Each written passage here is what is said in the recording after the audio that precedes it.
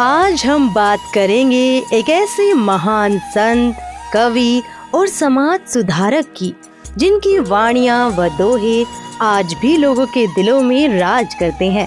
जी हाँ, हम बात कर रहे हैं कबीर जी की।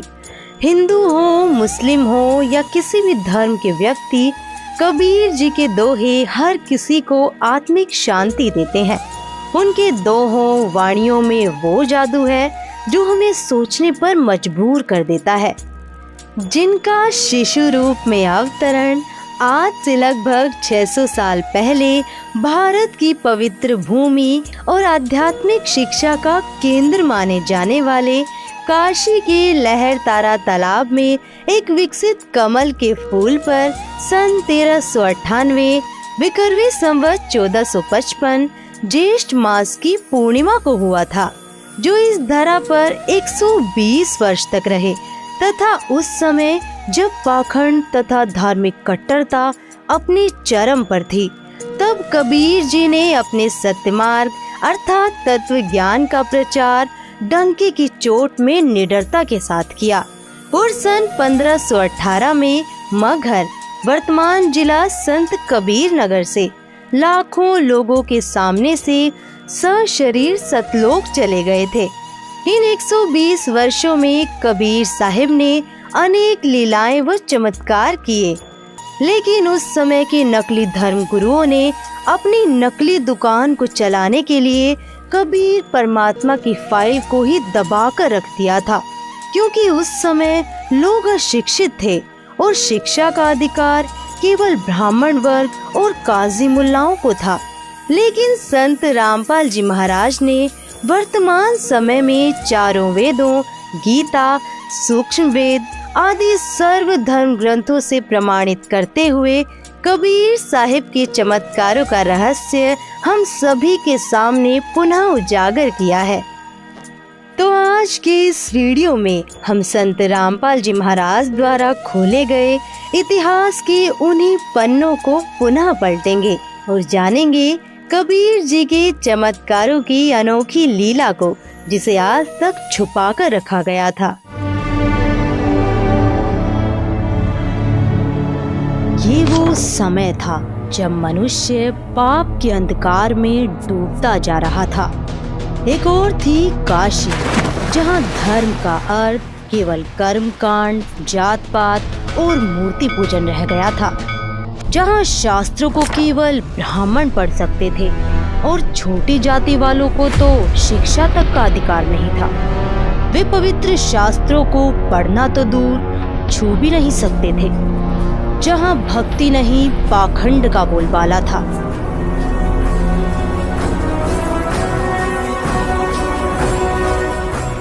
और दूसरी ओर थी दिल्ली सल्तनत, जहाँ तख्त पर बैठा था एक ऐसा सुल्तान जो खुद को आवाम का खुदा समझता था। नाम था सिकंदर लोधी, एक ऐसा शासक जिसके हुक्म से मजहब तय होता था और शमशीर के बल पर खुदा का नाम फैलाया जाता था।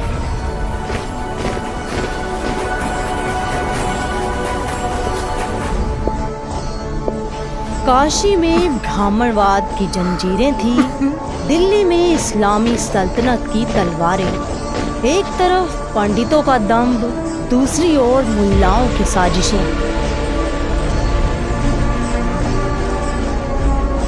लेकिन जब पूरा समाज धर्म के नाम पर भ्रमित हो जाए, जब ईश्वर का नाम सिर्फ कुछ वर्गों की जागीर बन जाए, तब स्वयं परमेश्वर अधर्म का नाश करने और धर्म को बचाने इस धरा पर अवतरित होते हैं। ज्येष्ठ मास की पूर्णिमा को सन 1398 अर्थात विक्रमी संवत 1455 को सुबह ब्रह्म मुहूर्त में कबीर परमेश्वर सतलोक से सशरीर आकर शिशु रूप में लहरतारा तालाब में कमल के फूल पर विराजमान हुए। जिस कार्य को करने के लिए परमात्मा इस धरा पर अवतरित होते हैं, उसे वह बचपन से ही शुरू कर देता है। वह कार्य है तत्व ज्ञान। ना मेरा जन्म ना गर्भ बसेरा, बालक बन दिखलाया। काशी नगर जल कमल पे डेरा, तहाँ जुलाहे न पाया। मात पिता मेरे कछुनाही, ना मेरे घर दासी। जुल्हे का सुत आन कहाया, जगत करे मेरी हासी। जो ना धर्म बदलवाते थे ना तलवार चलाते थे, उनकी वाणी ही तलवार थी और उनका तत्व ज्ञान था अधर्म और क्रूरता का अंत। दिल्ली के बादशाह सिकंदर को एक समय जलन का रोग हो गया, जिसे सारा मुल्क सलाम करता था। आज वो अपने ही जिस्म की आग से बच नहीं पा रहा था। दवाएं हार चुकी थी, अब अल्लाह के किसी बंदे की तलाश थी। बादशाह सलामत, कैसी तबीयत है अब? जिस्म जला नहीं, पर जान हर लम्हा राख हो रही है पीर जी। हुजूर, हमने हर औषधि, हर मंत्र आजमा लिया। बादशाह, कुरान की तिलावत भी करवाई गई, मगर कोई राहत नहीं मिली। हमने हर नुस्खा आजमा लिया, अब दवा नहीं, शायद दुआ ही असर कर दे।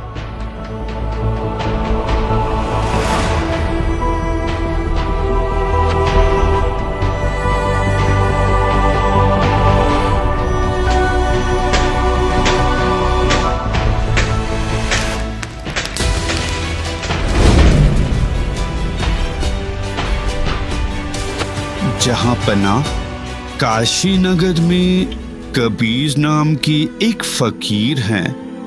लोग कहते हैं मुर्दे तक बोल उठते हैं उनके कर्म से। कबीर, कहीं ये वो तो नहीं जिसने मरी हुई गाय को जिंदा किया था? जी हुजूर। काशी चलने की तैयारी करो।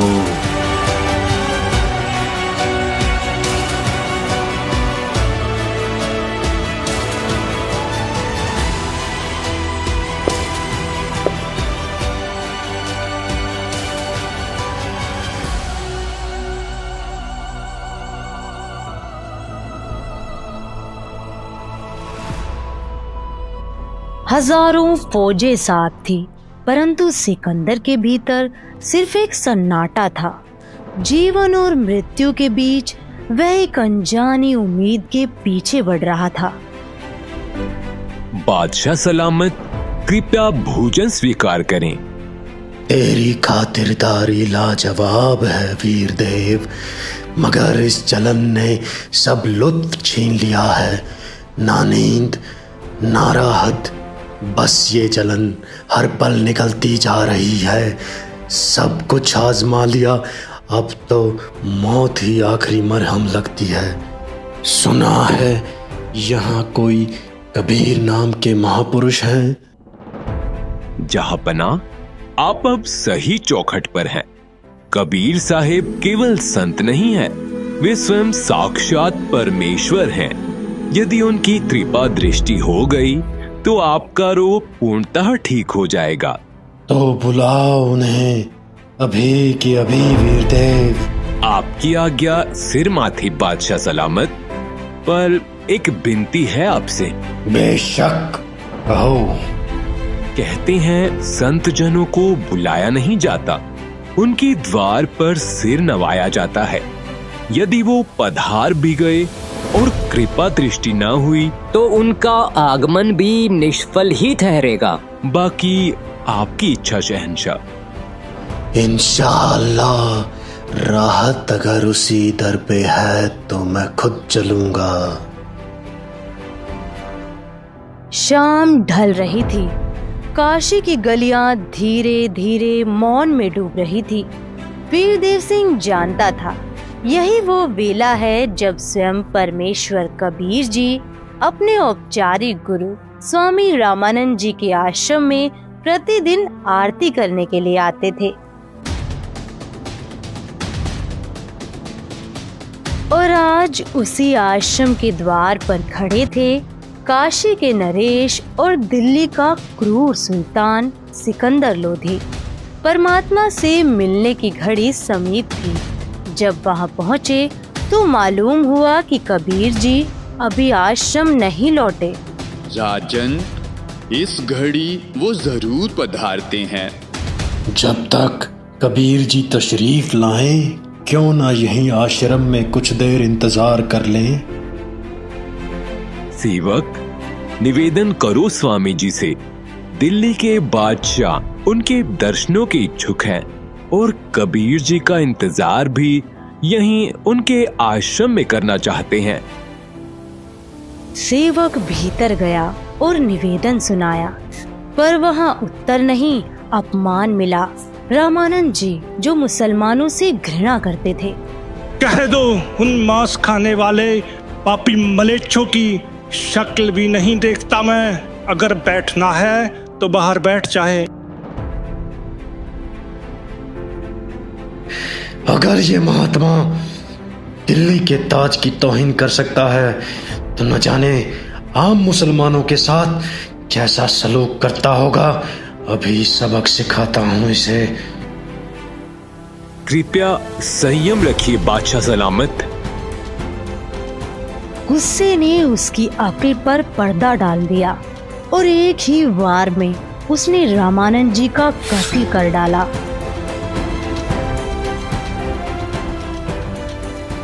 ये क्या कर डाला आपने हुजूर? वीर सिंह, ये क्या कर बैठा मैं? जिससे मिलने आया था उसी के पीर को मार डाला। अब कबीर साहेब मुझे कभी मुआफ नहीं करेंगे। मैं गुनाहों से लदा एक बदनसीब इंसान हूँ। हे परमात्मा। वीर देव, चलो यहाँ से। कबीर साहेब अब मुझे नजरे रहमत से कभी नहीं देखेंगे। मैं उनके सामने गया तो बस बद्दुआ मिलेगी। चलो चलो इसी वक्त। जो आ गया शहंशाह, चलिए। बादशाह, मेरे गुरुदेव कबीर जी आ रहे हैं।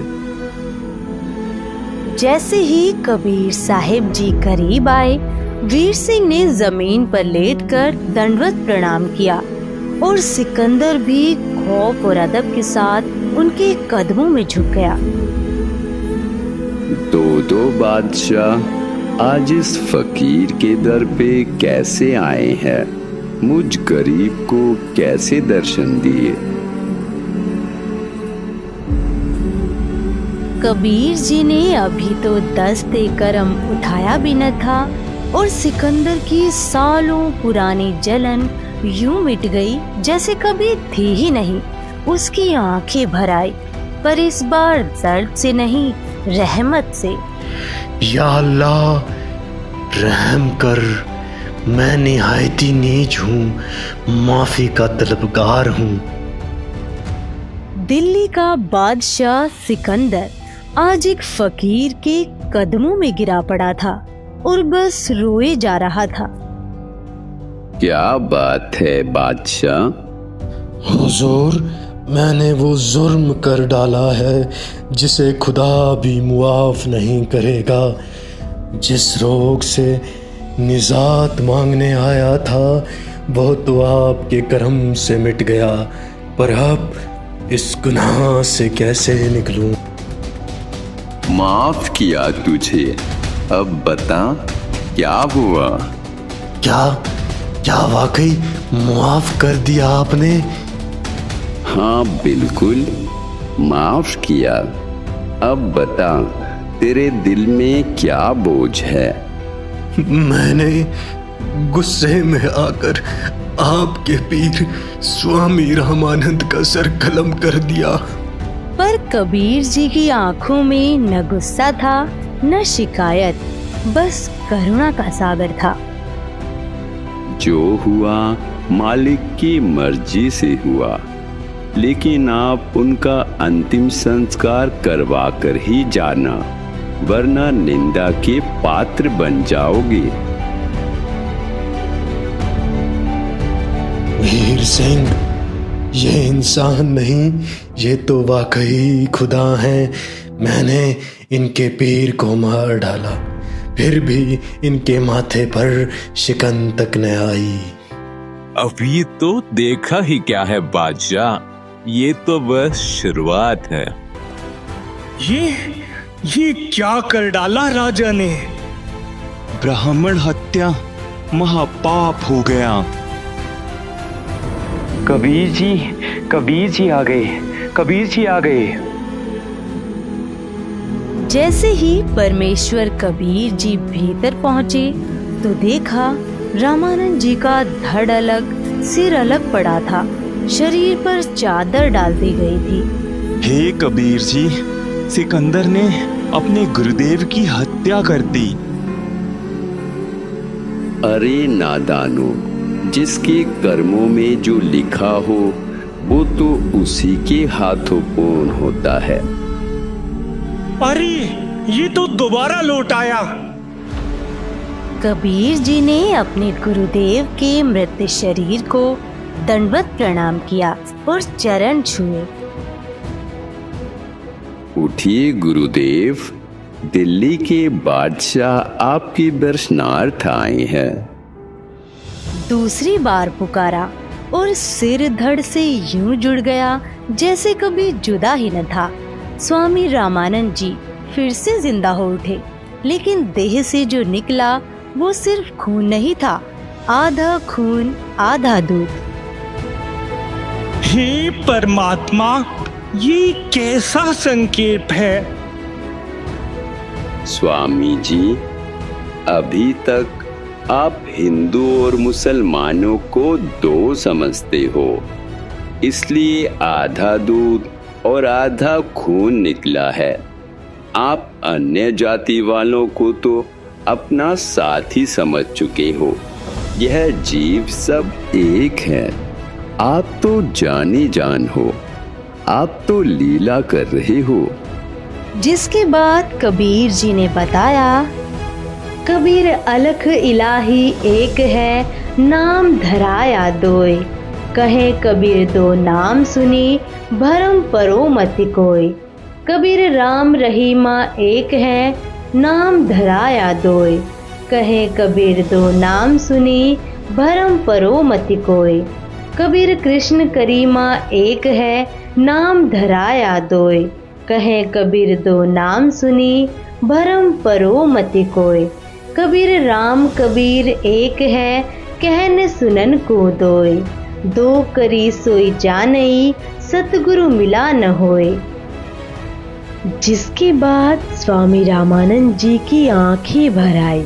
उन्होंने सिकंदर को सीने से लगा लिया। इसके बाद रामानंद जी हिंदू तथा मुसलमानों को तथा सर्व जाति व धर्मों के व्यक्तियों को प्रभु के बच्चे जानकर प्यार देने लगे।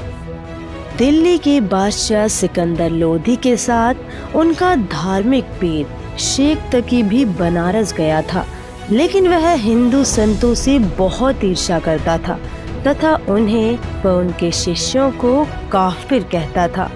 इसलिए वह सिकंदर लोधी और वीर देव सिंह के साथ स्वामी रामानंद जी के आश्रम नहीं गया था और वीरदेव सिंह के महल में बने विश्राम गृह में ही रुका। सिकंदर लोधी विश्राम गृह में आकर शेख तकी से, पीर जी, मेरा लाइलाज रोग जिसे कोई भी शफा न दे सका, इन्होंने बस एक नजरे करम से रफा कर दिया। और ऐसे भी पीर जी, उन्होंने मेरे सामने मेरे ही हाथों कत्ल किए गए उनके गुरुजी को फिर से जिंदा कर दिया। शेख तकी जलन से भर उठा और कहने लगा, अगर ये कबीर अल्लाह है तो मैं इसका इम्तिहान लूंगा। अगर ये मेरे सामने किसी मुर्दे को जिंदा कर दे तो मैं इसे अल्लाह मान लूंगा, वरना दिल्ली जाकर ऐलान कर दूंगा कि शाह सिकंदर लोधी अब हिंदू बन चुका है। सिकंदर लोधी ये सुनकर परेशान हो गया। उसे डर था कि अगर शेख तकी ने ऐसा कर दिया तो पूरे मुल्क में बगावत छिड़ जाएगी।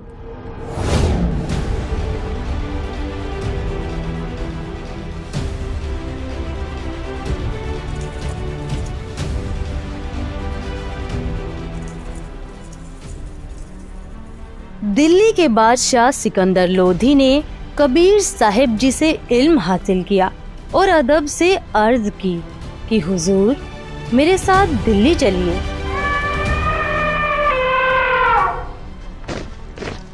बादशाह ने कबीर जी को अपने साथ हाथी की अंबारी में बैठाया, जिसमें बादशाह के सिवा किसी को बैठने की इजाजत नहीं थी।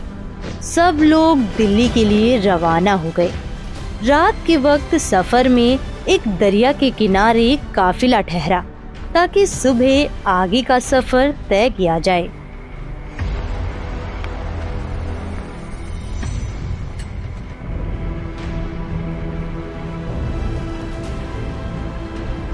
शेख तकी बादशाह सिकंदर से बेरुखी से पेश आ रहा था। क्या मामला है पीर जी? तुझे नहीं पता इस कबीर काफिर को अपने साथ क्यों रखा है? ये काफिर नहीं, अल्लाह है पीर जी। अच्छा, अब अल्लाह इंसानी शक्ल में आ गया। अल्लाह ऐसे हैं पीर जी? आखिर आपको यकीन कैसे होगा पीर जी? अगर वो काफिर मेरे सामने किसी मुर्दे में जान फूंक दे तो हमें यकीन आएगा।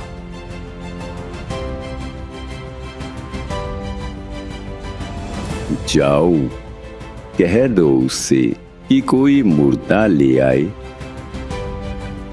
अगले रोज सुबह एक 10-12 साल के बच्चे की लाश दरिया में तैरती हुई नजर आई। लो आ गया मुर्दा, अब जिंदा करके दिखाओ। पहले आप ही आजमा लीजिए पीर जी। मौजूद वजीरों और सिपाहियों ने भी शेख तकी को पहले अपनी ताकत आजमाने की सलाह दी। शेख तकी अपने तंत्र मंत्र पढ़ता रहा, लेकिन कुछ भी असर न हुआ। इतने में मुर्दा पानी के बहाव के साथ 3 फरलांग आगे चला गया। चालाकी देखो इसकी। ये कबीर चाहता था कि ये मुसीबत मेरे सिर से टल जाए। कहीं मुर्दे भी जिंदा होते हैं? मुर्दे तो बस कयामत के रोज उठाए जाएंगे। पीर जी आप इत्मीनान रखें। फिर कबीर साहिब ने मुर्दे की तरफ हाथ बढ़ाया और इशारा किया। हे जीवात्मा, जहाँ कहीं भी है, कबील हुक्म से इस शरीर में प्रवेश कर और बाहर आ। बस इतना कहना था कि मुर्दे की जिस्म में हलचल हुई और वो बच्चा जिंदा होकर कबीर साहिब के सामने आ खड़ा हुआ। उसने कबीर साहिब के कदमों में सजदा किया। इस अनोखे वाक़े को देखकर सभी दंग रह गए। कबीर साहिब ने तो कमाल कर दिया। इस तरह उस बच्चे का नाम कमाल रख दिया गया। कबीर साहिब ने उसे अपने साथ रखा और बेटे की तरह उसकी परवरिश की। फिर काफिला दिल्ली की तरफ रवाना हुआ। धीरे धीरे ये खबर दूर दूर तक फैल गई कि कबीर साहिब ने एक मुर्दे को जिंदा कर दिया। शेख तकी अंदर ही अंदर सुलग रहा था। उसे लगा ये कबीर अब खतरा बन चुका है। मेरी बेटी भी तो थी, दफन है अब तक वहीं। ये कबीर तो बस एक जादूगर है। अपने जंतर मंतर से बादशाह की अक्ल पर पर्दा डाल दिया है। अगर तुम खामोश रहे तो हालात बिगड़ जाएंगे। हुक्म कीजिए पीर जी, हम आपके ही साथ हैं। अगर कबीर मेरी बेटी को जो कब्र में दफन है जिंदा कर दे तो हम उसे अल्लाह मान लेंगे। ठीक है, हर जगह मुनादी करवा दो ताकि सब देख लें और किसी को कोई शक न रहे।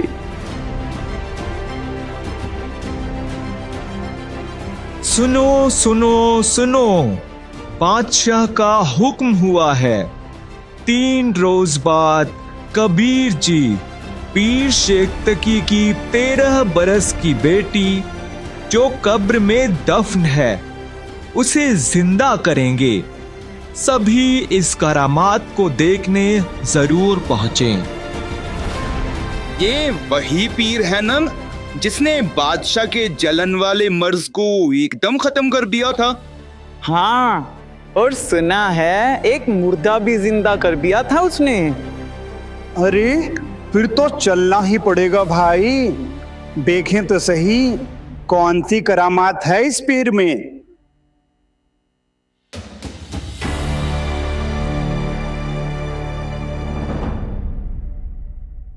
हजारों लोग इस अनोखे वाक़े को देखने के लिए जमा हुए। कबीर जी ने कब्र खुदवाई जहां एक 12-13 साल की लड़की की लाश थी। पहले आप कोशिश करें। अगर वाकई करामात होती तो अपनी बेटी को कौन मरने देता पीर जी? औलाद के लिए तो आदमी जान तक दे देता है। मेहरबान हैं आप ही रहमत करें। हे शेख तकी की बेटी, जिंदा हो जा। क्या हुआ पीर साहब, जादू कमजोर पड़ गया क्या? हे शेख तकी की बेटी, जिंदा हो जा। कह रहा था अल्लाह है तू, अब क्या हुआ? हे शेख तकी की बेटी, जिंदा हो जा। देखा, पाखंडी का पाकड़ पकड़ा गया। ठहरिए पीर जी। हे जीवात्मा, जहां कहीं भी है, कबील हुक्म से इस शरीर में प्रवेश कर और बाहर आ। बस इतना फरमाना था कि लाश में हलचल हुई और लड़की जिंदा होकर बाहर आ गई।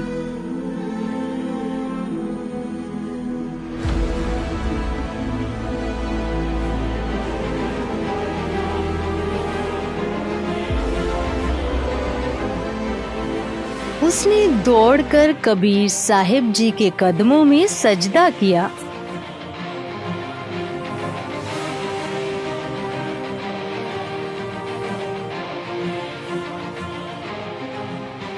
जिंदा हुई लड़की ने 1.5 घंटे तक कबीर साहिब जी की महिमा का गुणगान किया। ये कोई मामूली बुनकर नहीं, ये वही है जो अनगिनत जहानों के मालिक हैं। तुम इंसान समझ बैठे हो इन्हें, और मैं कहती हूँ खुदा है ये। इनके कदमों में गिरकर अपनी रूह को निजात दिलाओ, वरना ये मौका फिर कभी न मिलेगा।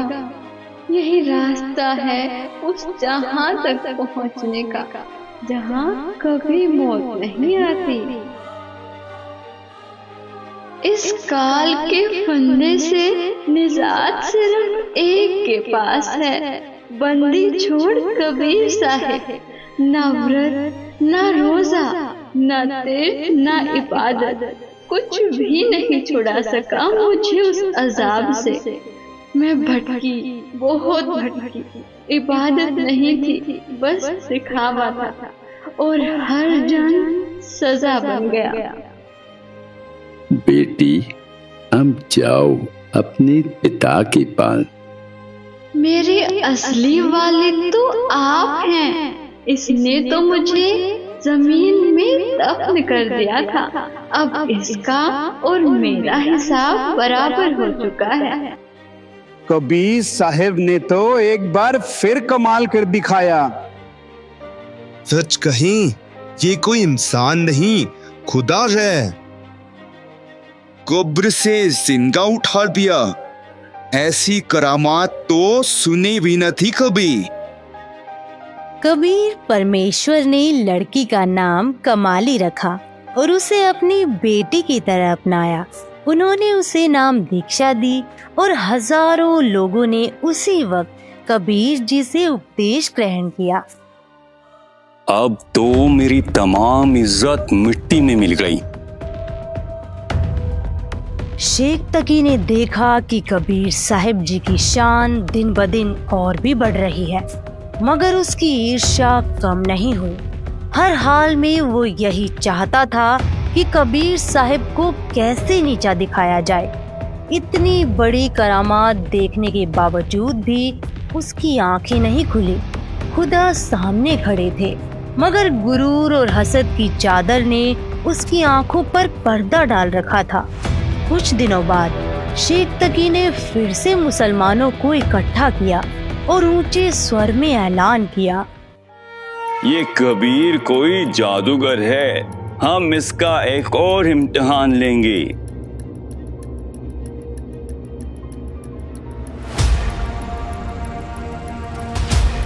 बादशाह सलामत, हम इस कबीर को उबलते हुए सरसों के तेल के कड़ाहे में डालेंगे। अगर ये बच गया तो हम इसे सचमुच खुदा का बंदा मान लेंगे।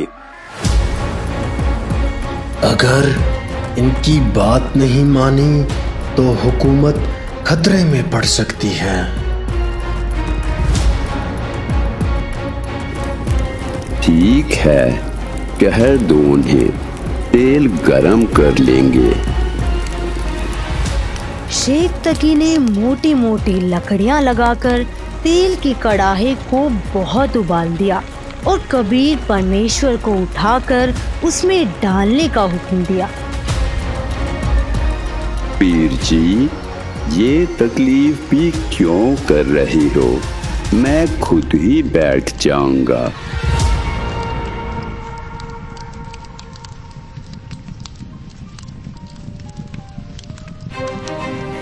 ये कहकर कबीर साहिब जी खुद ही उबलते हुए तेल के कड़ाहे में बैठ गए।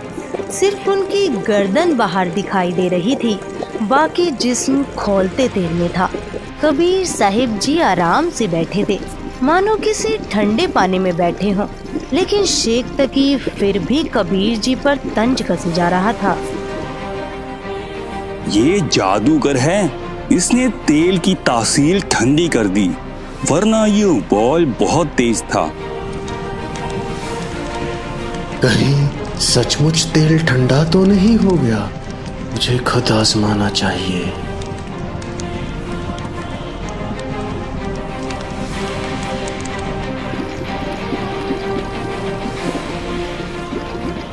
बादशाह, उंगली मत डालना, ये इतना गर्म है कि उंगली गायब हो जाएगी। परंतु सिकंदर बादशाह नहीं माना। सोचा कि जब कबीर साहिब जी तेल में बैठे हैं तो तुझे क्या होगा, और फिर मना करते करते उबलते हुए तेल में उंगली डाल दी।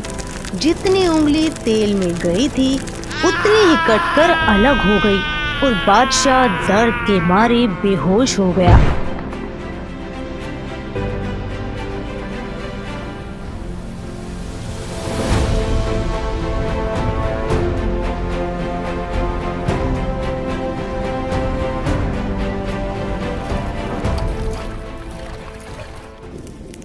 तब कबीर साहिब जी कड़ाहे से बाहर आए और सिकंदर की कटी हुई उंगली को पकड़कर पूरा कर दिया। जैसे ही उंगली सही हुई, सिकंदर होश में आ गया। सिकंदर लोधी फौरन कबीर साहिब जी के कदमों में गिर पड़ा और क्षमा याचना करने लगा। हे अल्लाह के सच्चे नुमाइंदे, मुझे मुआफ कर दीजिए, मैं आपकी अजमत को ना पहचान सका। बादशाह, आपका कसूर नहीं है। काल नहीं चाहता कि मेरे बच्चे मुझे पहचान लें।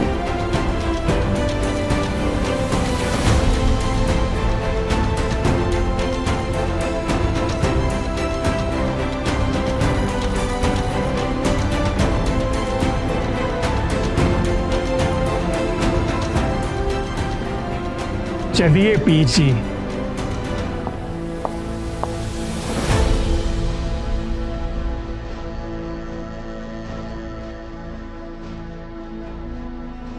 हुजूर, ये शेख तकी मानने को तैयार नहीं है।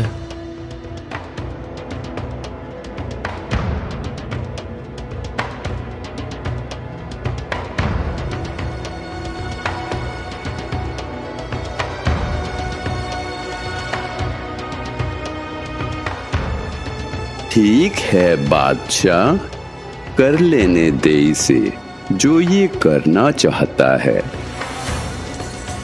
शेख तकी बांध के ले गया उस हस्ती को जिसे बांधा नहीं जा सकता था।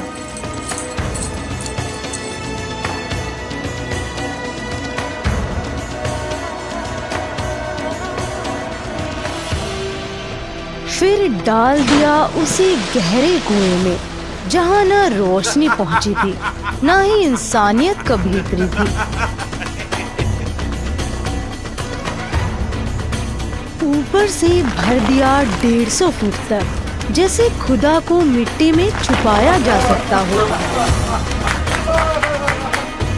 और फिर चला गया सिकंदर के पास, धोकर अपना मुंह और वही दागदार इरादा।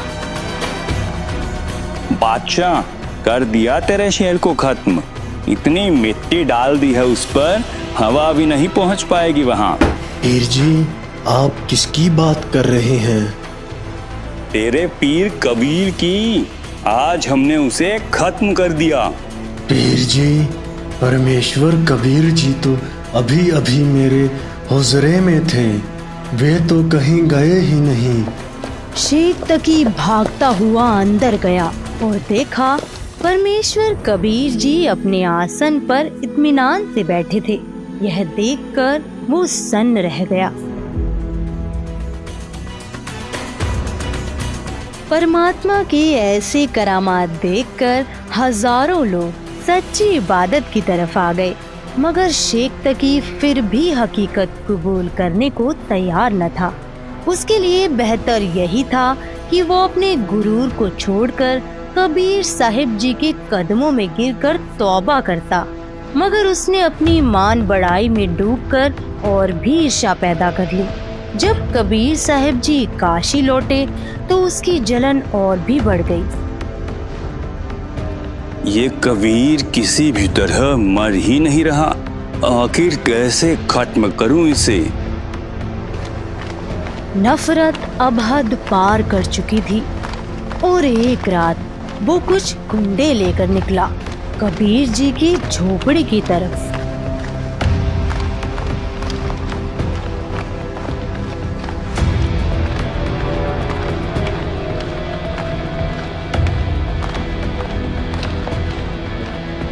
आज इस कबीर का वजूद ही मिटा देंगे, इसके टुकड़े टुकड़े कर दो। उस वक्त कबीर परमात्मा अपनी झोपड़ी में सुकून से विश्राम कर रहे थे। शेख तकी के इशारे पर गुंडों ने अपनी तलवारें निकाली और बेरहमी से कबीर साहिब पर वार करने लगे। देखते ही देखते उन्होंने उनके जिस्म के टुकड़े टुकड़े कर दिए। जब ये यकीन हो गया कि अब कबीर नहीं बचा, तो वे झोपड़ी से बाहर निकलने लगे।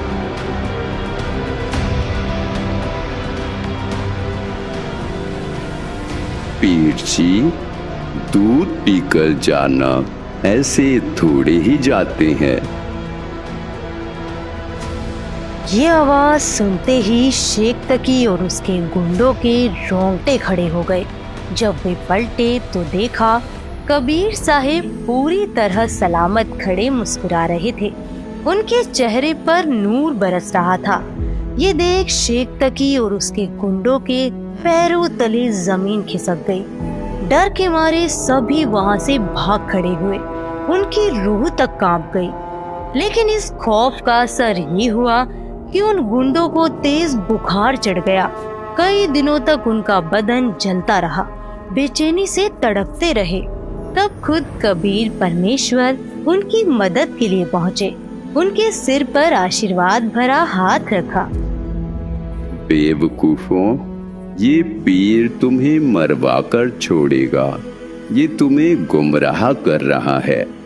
कबीर परमेश्वर की वाणी में इतनी शक्ति थी कि उनके वचन सीधे उन गुंडों के हृदय में उतर गए। उनका बुखार शांत हुआ और उनकी आंखों से पर्दा उठने लगा। उन्होंने अपनी गलतियों के लिए क्षमा मांगी और उसी क्षण से परमेश्वर कबीर के चरणों में स्वयं को समर्पित कर दिया। कबीर की वाणी न सिर्फ शब्द थी बल्कि एक क्रांति थी। उन्होंने न धर्म बदला न तलवार उठाई, बस सत्य का दीप जलाया जो सदियों तक रोशन रहा। शेख तकी का गुरूर टूटा पर उसकी आंखें न खुली। शेख तकी का अहंकार और ईर्ष्या उसे सत्य से दूर करती चली गई। परमेश्वर कबीर ने बार बार उसे अवसर दिए, उसे सत्य का मार्ग दिखाया, लेकिन शेख तकी अपने अंधकार में ही लिप्त रहा। उसने कभी यह स्वीकार नहीं किया कि जिस परम सत्ता को वह चुनौती दे रहा था वह स्वयं अल्लाह है। लेकिन हजारों दिलों में कबीर का संदेश गूंज उठा। न हिंदू न मुसलमान, बस इंसानियत का एक रास्ता। उनके उपदेशों ने काशी से दिल्ली तक और दिल्ली से सारे जहां तक सत्य की गंगा बहा दी। कबीर साहिब की महिमा और उनके चमत्कार दूर दूर तक फैलते रहे।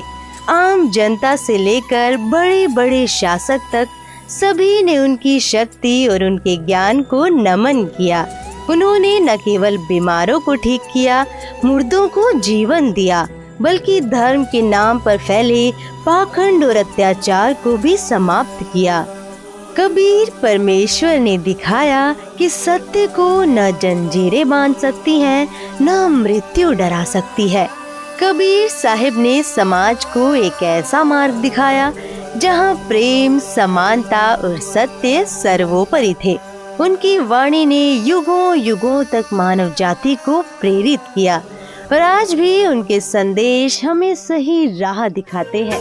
कबीरा खड़ा बाजार में सबकी मांगे खैर।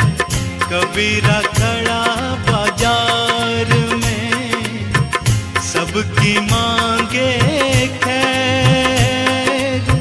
ना कहूँ से दोस्ती ना कहूँ से बैर, कबीरा ना कहूँ से बैर।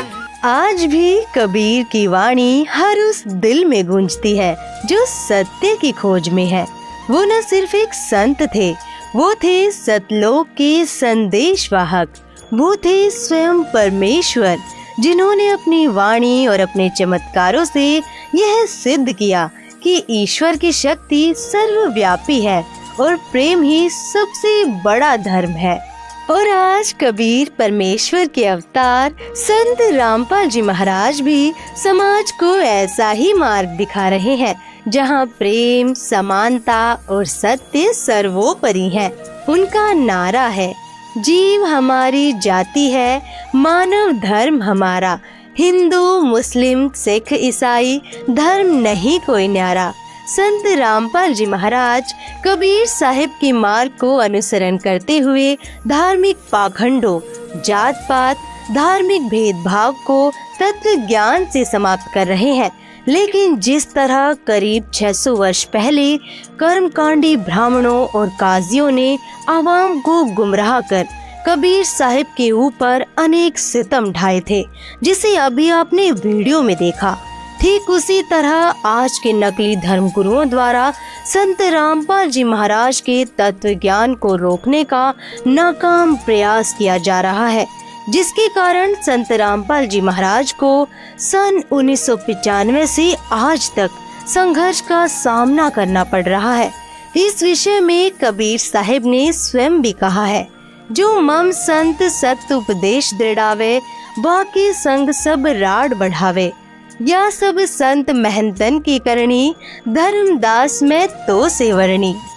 जिस तरह कबीर साहिब के तत्व ज्ञान को ये नकली धर्म गुरु 600 वर्ष पहले नहीं रोक सके थे, आज उसी तरह कबीर साहिब के अवतार संत रामपाल जी महाराज के तत्व ज्ञान को भी ये नकली धर्म गुरु नहीं रोक सकते, क्योंकि सत्य को कुछ समय छुपाया तो जा सकता है, लेकिन उसे मिटाया नहीं जा सकता।